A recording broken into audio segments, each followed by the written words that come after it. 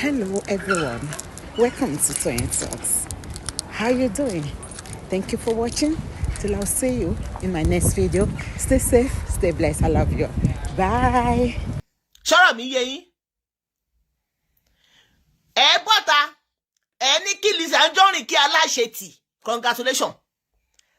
Aláṣẹ yọrí Lizzy Anjorin dẹ̀rẹ̀. Ẹ ní ká aláṣẹ tì wá kí aláṣẹ yọrí Lizzy Anjorin. Congratulations. Olórí ibu gbogbo yín, orí ibu lẹ gbé wáyé. Ẹ̀yin olòṣì tẹ́ sọ pé tó bá jẹ́ yìí ní Lizzy Anjorin ni ẹ ní congratulations. Ẹ máa ṣòfò ọmọ, ẹ máa ráre ayé ni. Ẹ̀yin lẹ máa bow down fáwọn oppressor yín o. Ìmọ́lẹ̀ ní Lizzy Anjorin kò lè ever tẹríba fún òkùnkùn láíláí. Ẹ̀yin ni ẹgbẹ́ olókùnkùn.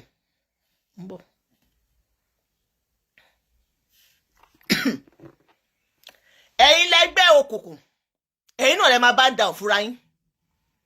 Lizzy Anjorin have been fighting her battle and she have been won and she will continue to be winning. Ṣọ́rọ̀ mi yé yín. Tẹ́ bá sọ pé ẹni gbọ́, ẹ mọ bó ṣe ń recruit èèyàn. Àwa gan-an máa recruit èèyàn láti máa fi kàńtà yín, láti máa fi dish nǹkan tẹ́ ẹ ń fúnyàn, kẹ́yìn náà máa taste ẹ̀ wò nínú ayé yín.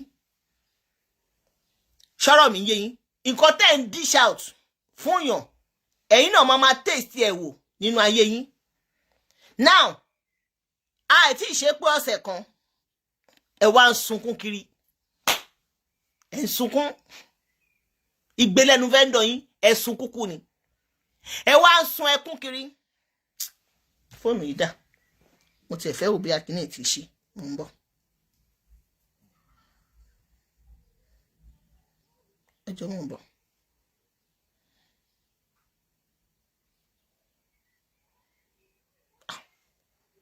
How many hours lè wá fi ń review báyìí?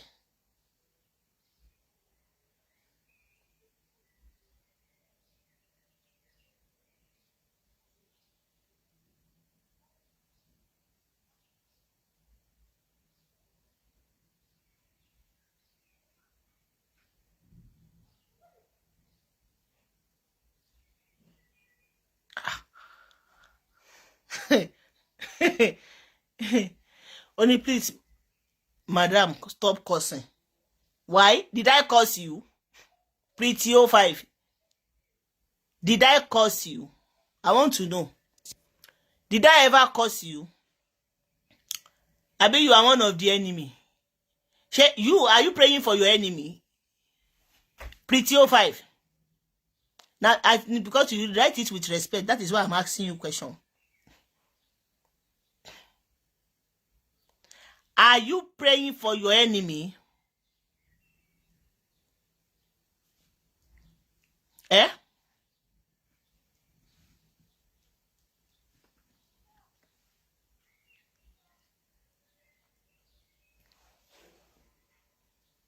Mbo. Ṣé yìí máa ń ṣàdúrà fún àwọn ọ̀tá yín ni? Ó ṣe pé àwọn ọ̀tá Lizzy Anjorin lè fẹ́ kí èèyàn máa ṣàdúrà fún.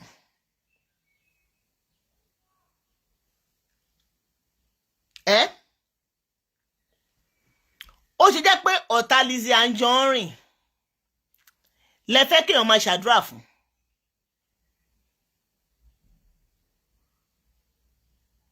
Ṣé ojú gbogbo yín fọ́ tó bá ń comment tó ń ṣépè fún wọn bẹ́ẹ̀ ni? You guys are many cursing her under comment section. Anywhere tó bá ti gbé fídíò Lizzy Anjorin, you go and curse her. Ṣé ẹ̀yin àdúrà lẹ́yìn ṣe fún wọn? Mo ń bẹ̀rẹ̀. Ṣé gbogbo bí tó bá ti cut fídíò Lizzy Anjorin, ṣé àdúrà lẹ́yìn máa ń ṣe fún bẹ́ẹ̀? Bẹ́ẹ̀ ṣe pọ̀ tó yẹn, ẹ máa ṣépè fún wọn lórí comment section. Tí Lizzy Anjorin ẹ̀yọ̀ kan ṣoṣo, bàbá wọn gbogbo yín tó kó gbogbo yín papọ̀ tó ṣùrúgúdú tó wá wọn èpè kàkà tí ń kagún láyà lẹ́yìn lórí, ẹ máa sọ pé stop cursing, pó ti ṣe lè ṣépè jù. Ẹ fẹ́ ṣòfò ni. Àbẹ fẹ́ ráre ayé. Ẹni tó bá tún sọ pé stop cursing ńbẹ̀ yẹn, èpè ló máa pa. Èpè ló máa pa. Gbogbo ibi tẹ́yìn bá ti rí fídíò Lizzy Anjorin, ṣe lẹ́yìn ṣàdúrà fún. Àbí? gbogbo ibi kíbi tá bá ti rí fídíò Lizzy Anjorin ṣe bá dúrà lẹ́ ń ṣe fún.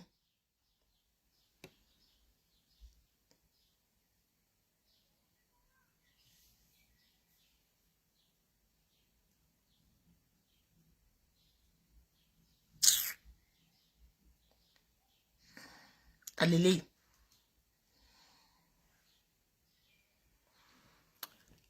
Ẹ wò, to all the bloggers. Oh, ìdájọ́ Ọlọ́run ju tènìyàn lọ. Ìdájọ́ Ọlọ́run ni Mohbad náà dúró lé lórí. Tony I dey do like say I know they see Pretty 05. You wrote ìdájọ́ Ọlọ́run ju tènìyàn lọ. Ìdájọ́ Ọlọ́run ni Mohbad dúró lé lórí. Tó fi sọ pé I dey do like say I know they see. Like say I know they hear. Which kind person be this? Oh, waiting be this one like this. Been through many things. Lati Genesis. I've been dealing with friends near me. Survivor. Mohbad náà ló tún sọ pé ja cover me, Elédùmarè cover me. All the things tó ń sí. Abi you forget that music. It's still on YouTube. O. Orí ìdájọ́ Ọlọ́run ni Mohbad wà. Ó wà mọ́ṣúárì báyìí. Bàbá Mohbad tó tún wá dìde ìpè ọmọ mà ti kú kẹ́ ó kú sínú cold blood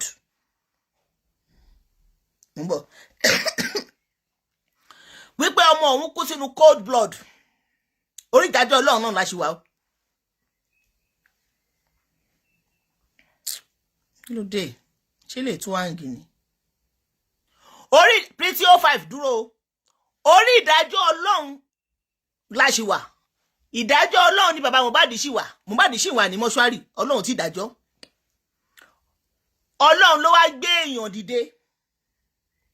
Wá gbọ́ o.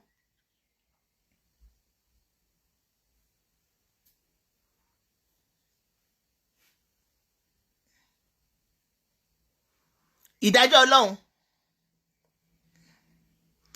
Ọlọ́run yẹn tó ń ṣèdájọ́ ní Nàìjíríà. Ọlọ́run ló wá gbé èèyàn dìde. Ẹni tọ́lọ́run wá gbé dìde. Bàbá Mohbad ṣì ń retí ìdájọ́ Ọlọ́run justice pé òun fẹ́ mọ ikú tó pa ọmọ òun. Ọlọ́run má dá òun lẹ́jọ́. Ọlọ́run wá gbé èèyàn dìde. Ẹgbọ́n kan tọ́lọ́run sọ fún ẹni tó gbé dìde sí bàbá Mohbad. Ìdájọ́ Ọlọ́run náà la ṣì wà o. Ẹni tí Ọlọ́run gbé dìde sí bàbá Mohbad lérè torí kó lọ jíṣẹ́ fún bàbá Mohbad pé orí ìdájọ́ ẹ̀ lòun ṣì wà ó yá. Sí bàbá Mohbad níwájú Ọlọ́run àgbà. Ó yá. Wájú Ọlọ́run. Ó rèé. Ó yá. Pretty. Ìdájọ́ Ọlọ́run ní bàbá Mohbad wà ó yá. Ọlọ́run ti rú. Àgbáyé bàbá Mohbad. Olúwa rán mi sí bàbá Mohbad. Okay. Àwọn tó bá ń wò mí tó bá ń súnmọ́ wọn. Okay. Ó lọ sọ fún bàbá Mohbad. Wọ́n ní wòlíì kan Olúwa rán mi sí Olúwa òun dédé rán mi. Ṣé tí ń gbọ́n sìn? Tó bá yẹ pé mo dáṣẹ́ jẹ́ okùn Ọlọ́run pẹ̀lú mi. Ìdájọ́ Ọlọ́run yẹn la ṣì wà o. Tó bá jẹ́ pé ohun Olúwa ni okùn Ọlọ́run pẹ̀lú mi. Ọlọ́run tẹ́ ẹ̀ ń sọ yẹn. Olúwa ní kí n sọ fún bàbá Mohbad. Kó lọ sin Mohbad. Ṣọ́tán Ọlọ́run ló rán. Kẹ́ni gbogbo ètò ń kọrin kiri yẹn. Tó sì ń lọ sí stúdíò tó ń kọrin kiri yẹn. Okay. Bàbá yẹn tí kò bá lọ sin Mohbad. Okay. Á jẹ ìyàlá yá jẹ lọ́run. Ṣé tí ń gbọ́ ọ̀kọ̀ tọ́lọ́run sọ?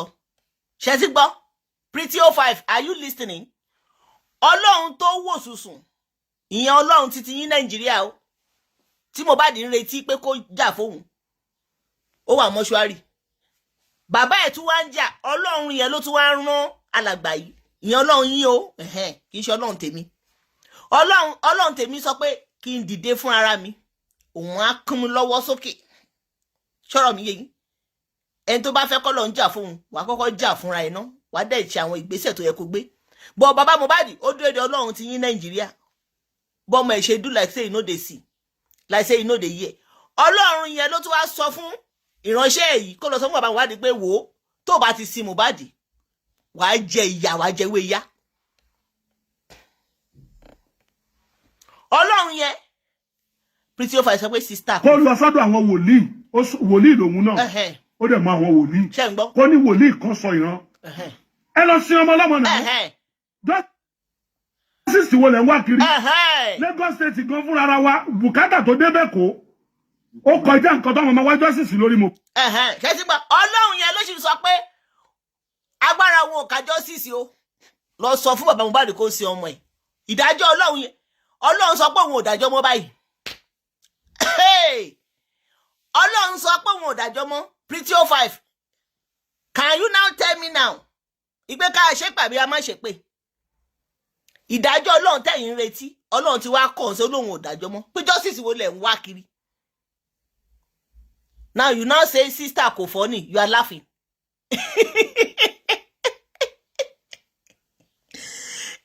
orí social media náà lánsà wá ṣebí social media lẹ́fẹ̀ẹ́ fi bá tèèyàn jẹ́ adẹ̀dúró ìpẹ́ ní bá tèèyàn jẹ́ ẹni ká fọ ìdájọ́ sọ́wọ́ Ọlọ́run dẹ̀ ti ń rán àwọn prophet lé níṣẹ́ ẹ̀sìn ó sì ń jíṣẹ́ fún wọn pé ká má wà justice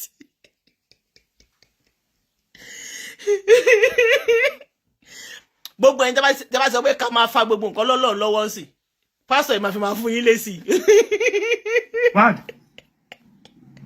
ohun tó dé bá Nàìjíríà kọjá nǹkan tó máa wá justice lórí Mohbad. ṣé ti ń gbọ́ ẹ wá justice. now ká ní àwọn àdótòṣì àti gistlover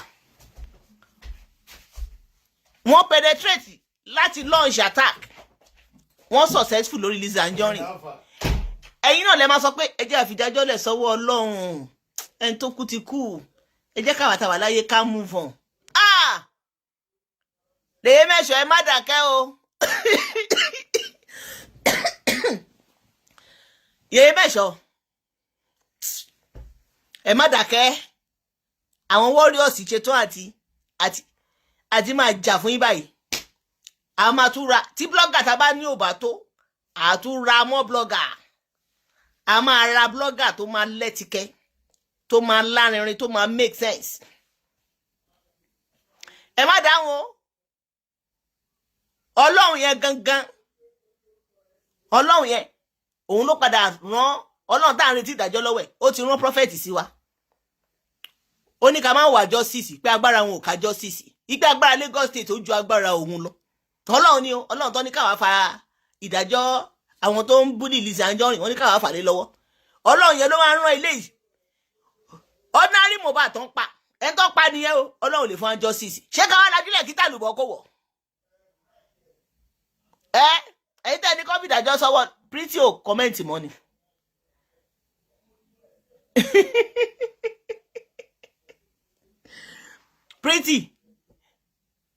Pretty ẹni tó wà láyé mà ló lè jà fúnra ẹ̀ ẹni tó wà láyé níwọ̀n gbà tí Lizzy Anjorin bá ní kò tí ì sú àwọn kò rè àwọn àwa supporters wọn náà kò ní sú wa bẹ́ẹ̀ mo sọ fún yín ẹni tí ò bá fẹ́ jẹ́ òun ẹni tí ò bá fẹ́ èpè má rìn bèbè iṣẹ́ ọwọ́ ẹ má jẹ́ kó gbé iṣẹ́ ọwọ́ tó máa gbé èpè dání Pretty 05 if you did not wish Lizzy Anjorin evil if you did not follow people that are cursing her fọkàn ẹ balẹ̀ èpè lè jẹ́ tiẹ̀ àbí láti jọ́ tí Lizzy Anjorin ti ń ṣépè wọn tó ń dá padà fáwọn tó ń wish wọn evil kò fi ìgbà kankan ta mí lára rí mo máa ń bá wọn ṣe àṣẹ ni torí pé mi ò fìgbà kankan wish wọn ní evil rí ẹ̀yin tẹ́ bá wish Lizzy Anjorin ní evil lẹ máa ń sọ pé èpè tó ń ṣẹ́ ó ń dùn yín pọ́n ti lè ṣépè jù ṣé ẹ̀yin máa ń ṣàdúrà fáwọn ọ̀tá yín ni Pretty 05 now have you now understand me now because I can see now you are getting where I'm going. If Lizzy Anjorin did not stand their ground to expose these people that they want to kill her, me and you today, lórí ọ̀rọ̀ dẹ̀nsẹ̀ nígbà táwọn ò bá sọ pátì tí wọn a máa yé tí wọn Ìjẹ̀ṣà tí ó sọ̀rọ̀ ó wà ní prison Naira Marley tí ó sọ̀rọ̀ láti ìgbà tẹ́ ti cancel ẹ̀ ìgbà tó padà sọ̀rọ̀ ó ti pẹ́ jù aṣọ òbọmọ yẹn mọ̀ àsìkò tí Naira Marley máa sọ̀rọ̀ is late already ìgbà tó dẹ̀ sọ̀rọ̀ ẹ̀yin Nigerians ti torí ẹ̀kẹ́ sọ pé let's follow him back àti rí òótọ́ ọ̀rọ̀ kò mọ́wọ́ kò mẹsẹ̀ ti torí ẹ̀kẹ́ sọ bẹ́ẹ̀ ẹ má yára bà nǹkan jẹ́ ń tún ṣe ẹ má yára bà nǹkan jẹ́ kí ń tún ṣe ṣé ẹni tó wá ń jà fúnra ẹ̀ pé ẹ má bà iṣẹ́ ọwọ́ mi jẹ́, ẹ má bà tèmi jẹ́, ẹ má bà iṣẹ́ ọwọ́ mi jẹ́, ẹ má bà tèmi jẹ́, ìyẹn lẹ wá sọ pé kó dákẹ́ kó bà tiẹ̀ jẹ́. Tó bá bà tiẹ̀ jẹ́, ẹ̀yin mélòó lẹ fẹ́ dìde lẹ fẹ́ tún ṣe? Mo ń béèrè. Now you have get me now. Thank you for your understanding. Ṣé gbogbo ibi tí ẹ bá ti wá release Anjorin tó bá ti ń ṣépè fáwọn ọ̀tá ẹ̀, ṣé máa condemn abẹ́ni condemn ẹ̀? Pretty 05, I want you to answer me because I know I have gained your heart now. Ibikíbi tẹ́ bá ti rí tí Lizzy Anjorin bá ti defend rẹ̀, will you condemn it or no? I'm waiting for your comment. You can see that pé àjọ ṣàlàyé fúnra wa ni.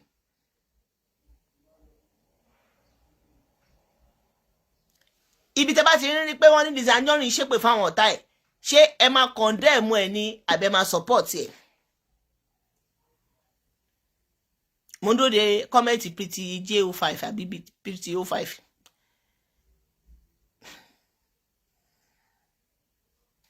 Because we need to be gaining their soul back. A lot of them doesn't understand where she's coming from. Anybody wá sọ pé kí Lizzy Anjorin fa ọ̀rọ̀ yẹn lọ́lọ́run lọ́wọ́, pastor yìí máa fi máa dá wọn lóhùn.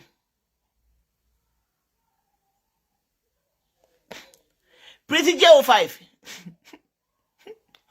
ó ní kọfà lọ́lọ́run. Ọlọ́run dẹ̀ ti rán pastor sí wa pé òun ò lè bá wa dá sí ọ̀rọ̀ Nàìjíríà.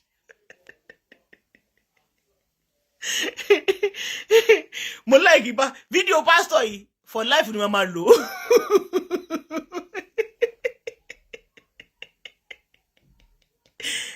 Gbogbo ẹjẹ́ bá sọ pé ẹ jẹ́ ká fọ̀rọ̀ lọ́wọ́ báyìí, video pastor bá fi máa dá wọn lóhùn pé Ọlọ́run tí ó sọ pé òun lágbára ti jà fún Mohbad, ṣé òun ló máa jà fún?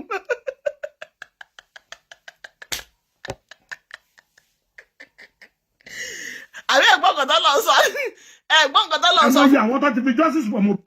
Ẹ máa gbọ́ o. Olúwa dẹ̀ rán mi. Ẹ ti ń gbọ́. Sí bàbá Mohbad. Níwájú Ọlọ́run àgbáyé. Bàbá Mohbad. Olúwa rán mi sí bàbá Mohbad. Ṣé ti ń gbọ́ sí? Pastor ni o. Àwọn tó bá ń wò mí tó bá ń súnmọ́ wọn. Pastor ni o.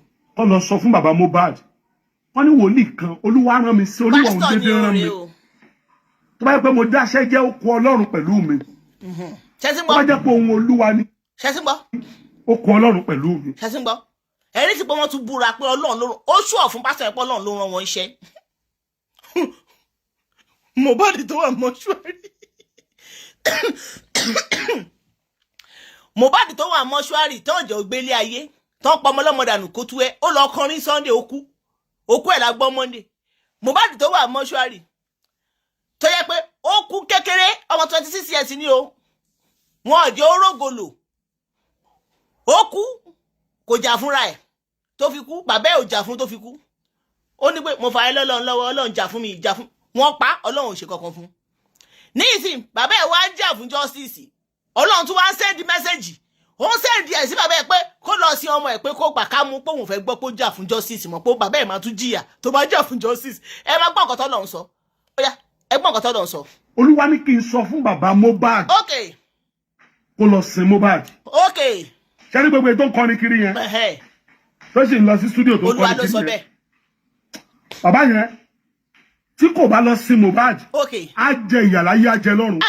Ọlọ́run tún fẹ́ fi ìyà jẹ bàbá Mohbad torí pé ó fẹ́ jà fún ọmọ ẹ̀. Ṣé ti ń gbọ́n sí pé Lizzy Anjorin gbọ́dọ̀ jà fúnra wọn torí tó bá fa gbogbo ẹ̀ lọ́lọ́run lọ́wọ́, Ọlọ́run lè fìyà jẹ wọ́n. Ọlọ́run gan bínú sí bàbá Mohbad pé ó jà fún gbà tó wà láyé, ó wá jà fún gbà tó kú, mi ò ní bẹ́ẹ̀ dá sí. Ṣé ti rí sìn? Tó o bá ti jà fúnra ẹ, Ọlọ́run máa bínú.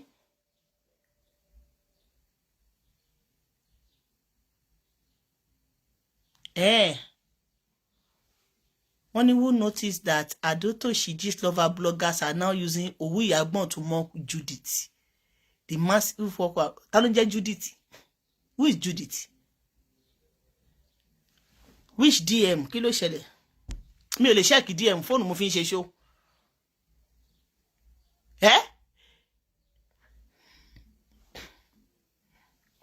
Àwọn ló send message.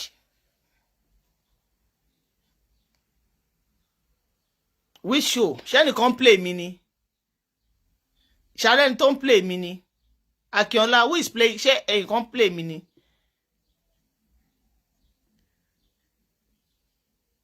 Ṣé yàn play mi ni?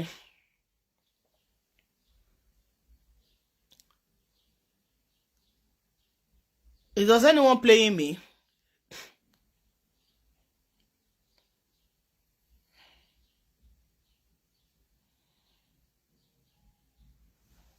Akínọlá, ṣé yàn play mi ni? Ẹ má distract mi tí bá ń ṣe show mi lè fóònù tí ma fi flag náà mo fi ń ṣe show. I don't want to be distracted. Téèyàn bá ti play mi. Anything tẹ́ bá fẹ́ kí n flag, ẹ má distract mi, màá máa wò later. But tó bá ń play mi lọ́wọ́lọ́wọ́, ìyẹn lẹ lè sọ fún mi, please. Judith, the wife of English Nollywood actor. Judith. Me, Monton. Hey, someone cut it. No problem. Just send it to my. I will check it. I'm doing sure. I don't want to be distracted, please. Hey, get. Hey, be flagging here. In continue come and type Eyokoni. Iṣẹ́ kékeré kọ́. You have to fill form. Form mo máa ń fill. Do you think that flagging is just pé mo kàn máa débẹ̀ báyìí màá tẹ report on my flag? No. I need to fill form. Mo máa fill form. Form mo máa ń fill. Tí n bá tún ṣe mistake, màá tún padà sẹ́yìn lọ to bẹ̀rẹ̀ láti filling. Do you think that flagging is easy? Do you think it's easy? Hey, you think it's easy? That flagging, fill form. Everybody form your corner. Do you know how many paragraph of form tí máa ń fill lórí video kan? So imagine for me to be filling a form, 10 forms per day. You don't know it's a job? Come on, to my send video flag. Let me send the video be 20 see me. Man, what is wrong with these people? Do you think it's easy? It's not easy to flag go.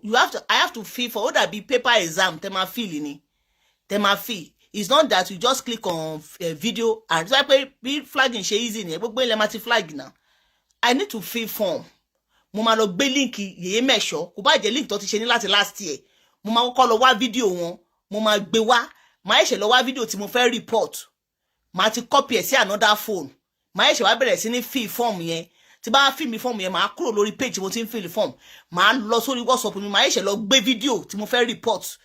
Màá gbé sọ síbẹ̀. Màá ṣẹ̀ṣẹ̀ gbé video tí mo fẹ́ gbé video yeye mesho tí mo fẹ́ report sí. Màá gbé yẹn náà síbẹ̀. Màá ṣẹ̀ṣẹ̀ tí wá kọ message síbẹ̀. Màá ṣẹ̀ṣẹ̀ tí wá sign. Kí ṣẹ̀ṣẹ̀ tí wá send there. Do you think it's something that is easy? And Tony Fẹ́yàn mà ló ń dedicate ṣe. Ìgbà tí gbé pósí wà ńbẹ̀ kò ṣe ṣe. Gbé pósí ò lè ṣe torí mọ̀ pé iṣẹ́ ni. Kò ní ever ṣe fún wọn. And tó dedicate tó fi gbogbo nǹkan ilẹ̀ ló ń ṣe kíní yẹn fún yàn. Kì í ṣe nǹkan tí yàn kọ́ máa sọ pé okay, I want to be. And tó nífẹ̀ẹ́ yàn ló ń ṣe fún yàn because it's a lot of work.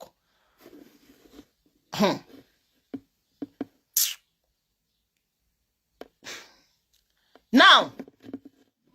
Kó lọ sọ́dọ̀ àwọn wòlíì lòun náà. Ẹlòmíì, ó máa send the video tó ti ṣe ní 3 years ago sí mi kí máa flag. Máa wò pé kí ló ṣe lé ibo ní kí fẹ́ wá video yẹn sí.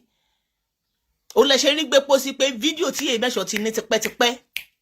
Video tó ní tipẹ́tipẹ́ òun ló fi ń blog wọn. Video tí Lizzy Anjorin bá ní tó ti pẹ́ òun ló fi ń blog wọn. Òun ò ṣe máa gbé current video. Because you need to go and take that video from her page. You will go deep down her page. You go and find that video. The same video to fẹ́ report yẹn. Wà kọ́kọ́ lọ wá video yẹn lórí page wọn. Wà ṣe lọ gbé video yẹn tó fẹ́ report. Wà kọ́kọ́ copy link méjèèjì ò dẹ̀ gbọ́dọ̀ ṣe mistake. Because tó bá ṣe mistake, it will affect your account. Ìwọ tó ń report. It take times. You understand? Kì í ṣe nǹkan téèyàn kan máa sọ pé okay, report on my Facebook á sáré dá ẹ lóhùn. You have to fill form. Ó lè ṣe máa rí pé tó bá ti flag bẹ́yẹn, ó máa padà send ẹ sórí email mi. You don't know how it works. Tí bá send the form yẹn sí, kẹ́yìn náà lọ fill ẹ̀ wò lẹ́ẹ̀kan. Ní dúró ṣe kejì. Rí tí gbé pósí ò bá yèyé mẹ́ṣọ̀ ṣe ni. She will not do it. Gbé pósí ò ní ṣe. Gbé pósí, she will never do it for people. Àwọn dẹ̀ mọ̀ ṣe. No, not because she have right on the old video. She doesn't have right on the old video. Page tí Lizzy Anjorin ti náà old video yẹn, page yẹn wọ́n ti gbé lọ. So ó ti download àwọn video yẹn. Ṣọ́rọ̀ mi yé yín. Ó ti download àwọn video yẹn, but mo ṣì máa ń dórí page ẹ̀ lẹ́ẹ̀kọ̀ọ̀kan. because àwọn kankan wà tí mo fi ń report ẹ̀ ṣọ́rọ̀ mi yé ẹlòmíì ṣe máa wò pé tí mi ìdọ́dọ̀ gbé pọ̀ sí mi òun ò lè gbé current video èyí mẹ́ṣọ́ kò ní lè gbé àwọn old video yẹn ló máa fi máa bú wọn so ṣe but ẹ̀ẹ̀kọ̀ọ̀kan mo máa flag ẹ̀ mo máa flag post àpọ̀ǹdà náà ṣọ́rọ̀ mi yé mo máa flag wọn so àwọn video tí èyí mẹ́ṣọ́ bá ní lórí page àwọn ò kí ń gbé so flagging is not easy it's not easy tó rẹ̀ mo máa wo àwọn tó máa ń set sí mi flag ẹlòmíì á da ó ní woman kan ó dẹ̀ dọ̀ da video láti 5 years mi ò rí rẹ́rìí láyé mi ìmọ̀ kan tí woman yẹn wá kiri gan tó fi ń wá gbogbo video yẹn for video tó ti fi ń bú yèyé mẹ́ṣọ̀ fún 5 years ó dẹ̀ dábò mi ó dẹ̀ dá sórí WhatsApp mi èdè woman yẹn lè send video 80 sí mi link 80 seriously wọ́n ní what's this kí lẹ̀ ń wá kiri bọ́dá tí ń ra àwọn fídíò eléyìí èmi kan wà surprise ìgbé kí ló dé kí lẹ̀ ń wá kiri á lè dábò mi flag báwo pé what's wrong with you fídíò náà ti láti 33 years ago ó dẹ̀ ń wá kiri bó mo fẹ́ wá sí.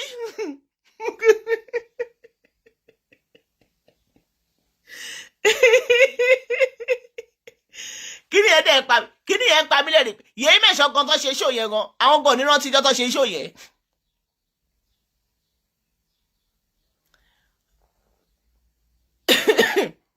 àwọn gan nírántí jọ́ tó ṣe ṣó yẹn. You think it's a small job. Yèé mẹ́ṣọ́ nìkan ló mọ̀ àtàwọn tí mo send link yẹn sí. Kó tó di pé mo bẹ̀rẹ̀ sí ní jáde tán. Àwọn warriors kan wà tí mo send video yẹn link yẹn sí wọ́n ní iṣẹ́ ni àwọn ò lè ṣe àwọn ò ráyè so mo kàn máa ń wọ ẹlòmíì tó bá kàn send link I do flag ibi tí n bá ti rí fún ara mi àsìkò tó bá rọ̀ mí lọ́rùn ibi tí n bá ti rí I will flag it máa jókòó toru ń gbà mí tí bá ti lọ tọ̀ tí bá rí pé orun ò tètè kùn mí I will flag it so báwọn èèyàn ṣe fún mi pressure flag mo kàn máa ń wò yín ni you to go and flag na we both love this and journey together.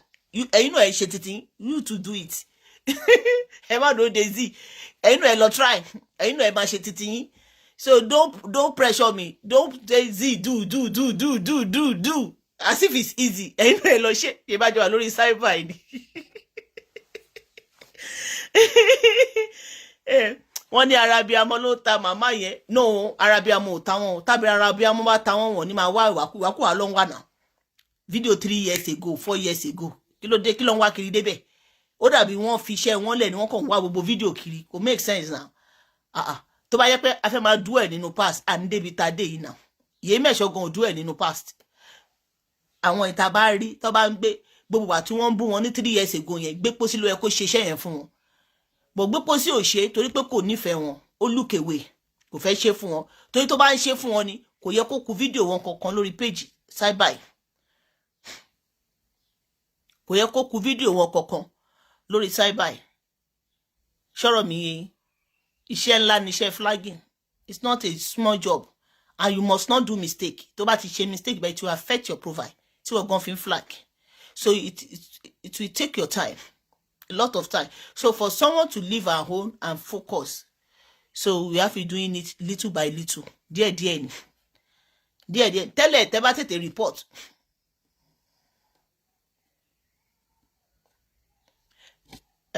okay tẹ́lẹ̀ tẹ́ bá tètè report fún Facebook within 2 hours ó máa sáré dá yín lọ ó máa bring it down ṣùgbọ́n sìn tẹ́ bá ti report Facebook lè dúró 3 days kó tó dá yín lóhùn ẹ gbọ́ mi tẹ́ bá report ń sìn wọ́n máa dúró bí 3 days kó tó dá yín lóhùn but tẹ́lẹ̀ báyìí 2 to 3 hours báyìí wọ́n ti dá yín lóhùn àwọn report wọ́n ti dá yín lóhùn but ní ìsìn tẹ́ bá ti report wọ́n máa dúró àwọn report mo post láàárọ̀ sí ìjẹta ni mo ti report ẹ̀ àti ìjẹta ni mo ti report ẹ̀ so wọ́n ṣe wọ́n dá mi lóhùn díẹ̀díẹ̀ I reported 10 video ẹ̀rín sì méjì ló sì dá mi lóhùn láàárọ̀ yìí ní àná náà wọ́n dá mi lóhùn méjì so wọ́n á dá mi lóhùn díẹ̀díẹ̀ so tó bá dẹ̀ tí ì dá mi lóhùn ìtókù yẹn tán gbogbo ẹ̀dẹ̀ ló máa ní reference number pretty 05 baba you did not answer me before you are going o gbogbo report yẹn ló máa ní reference number